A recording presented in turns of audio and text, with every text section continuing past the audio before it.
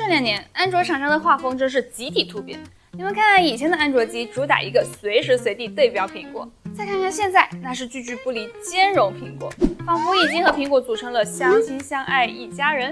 但是我们不看广告看疗效，请出兼容苹果最积极的几个品牌，看看到底谁家才是苹果的 best friend。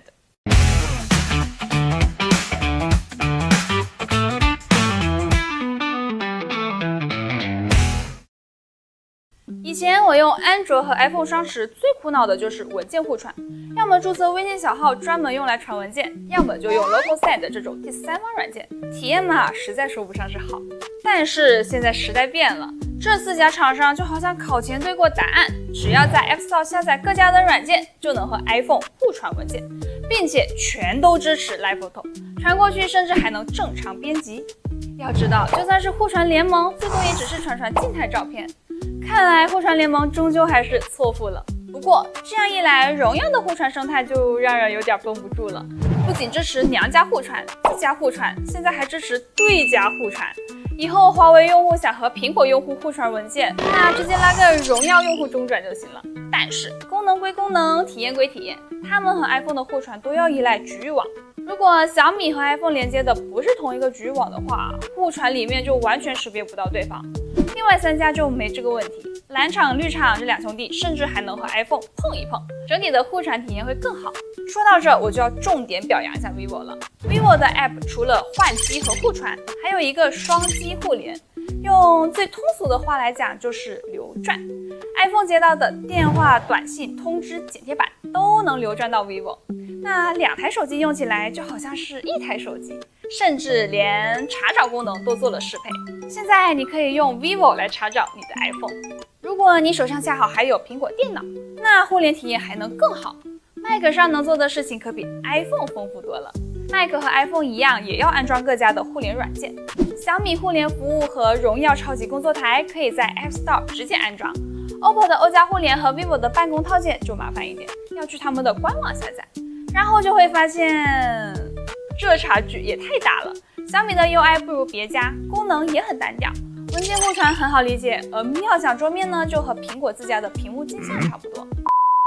荣耀超级工作台虽然看起来和 OV 类似，但是功能性和小米是半斤八两，只有互传备忘录2个功能，备忘录能和手机端同步，那实用性倒是不差。从小米、荣耀再上一个 level， 那就是 OPPO 的欧加互联了。文件互传这种基操就不必多说，备忘录也和荣耀一样能够和手机同步，还额外支持远程控制，出门在外手机秒变小 PC。但我觉得 OPPO 最有实用价值的其实是跨屏互联，连接之后能看到手机上的各种文件，图片、视频不用传到电脑就能够直接打开，就算是几个 G 的视频也能够随意拖动进度条，像 Word、PPT 这些文档也能直接打开，在电脑上保存一下，手机马上就能看到新的内容。如果说小米和荣耀的互联在第1层， OPPO 在第2层，那 vivo 就已经是属于大气层了。假如你买了一台 vivo 最新的折叠屏，把它连接到 Mac， 电脑和手机可以共用一套键鼠，用这个键盘打字可比用这个键盘舒服多了。能共享的甚至不只是键鼠，连屏幕也能共享，直接变成 Mac 的拓展屏。OPPO 上的远程控制 vivo 这边也有，发布时间还比 OPPO 更早。不过这3个功能暂时不支持直板机，可能是在小屏幕的体验上确实没那么好。但是不喜欢折叠屏的小伙伴也别失望， vivo 还有很多互联功能雨露均沾，不管折叠屏还是直板机全都支持。就比如日历、日程、代办事项和相册，即使手机不在旁边也能通过云端同步。vivo 还在互联软件里塞下了一个蓝心小 V，Siri 真是一不留神就被偷家了。而在连上手机之后， vivo 办公套件距离及百家之所长，就只差一点点。支持小米同款的屏幕镜像，体验还比小米更好。手机来电甚至能在 Mac 上接听，还和 OPPO 一样可以看到手机上的所有文件，甚至还是唯一一家支持 USB 连接的手机。这个功能听起来有些落后啊，但实打实的比 WiFi 稳定。那为啥说它距离几百家之所长还差一点呢？你们看，同样是用电脑编辑文档，我在电脑上点击保存，然后在手机上打开。OPPO 这边已经更新了内容，而 vivo 则是一点没变。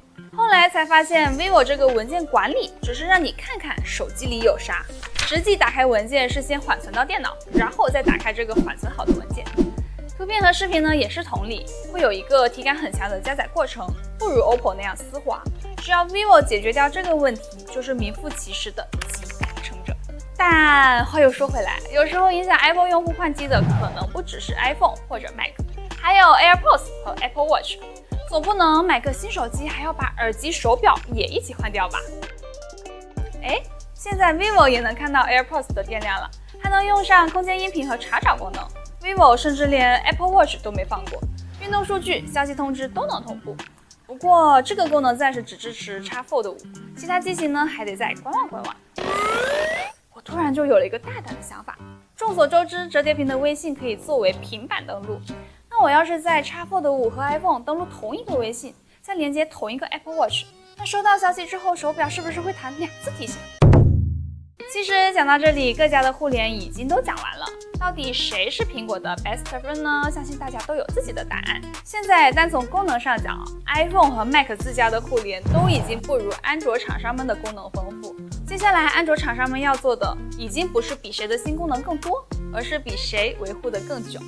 毕竟这种纯靠软件兼容的方式，说不定哪天苹果来一个大版本更新就直接寄了。Only Apple can do。能持续投入、持续维护到最后的，才是最后的赢家。好啦，本期视频就到这里，记得一键3连。我是小马，下期再见，拜拜。